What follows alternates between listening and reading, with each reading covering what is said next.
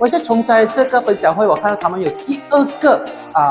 movie 电影要出来了，所以我觉得这一次他们会做得更加大，因为是有一个泰国人的要配合，所以我觉得这个东西反而不要只是做回在马来西亚，而可以把整个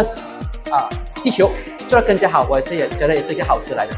对啦，60场，其实是已经破了 GSC TGV 的那个记录了。一看到我们65%。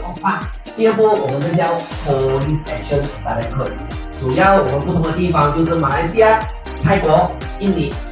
还有甚至澳门都会加入进来。我很喜欢英文的一个 slogan，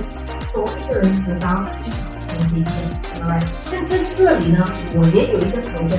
多一个人给我收回到你们，就会有更多的东西拿回，好不好？是比较喜欢教育性的电影，其实它也可以告诉你当时新加坡当下的文化是怎样的情况。我觉得这个东西是我觉得在导演这一边他就非常喜欢看到这一块的东西是他想要做的。我们发觉到很多的男女老少、青年男女都好，很可惜的，他们就在这种情况下会受骗，因为可能现在是 AI 以及世界的一些发达的过程，在制造这种故事方面，在制造这种诈骗方面的，也让人家感觉到每一样东西就犹如真的一样。我在这分享会，我觉得看到的是蛮多特别，就是之前有看过很多电影的，但是没想到他们的制作是这样特别的。多一人知道，就少一人被骗到，耶！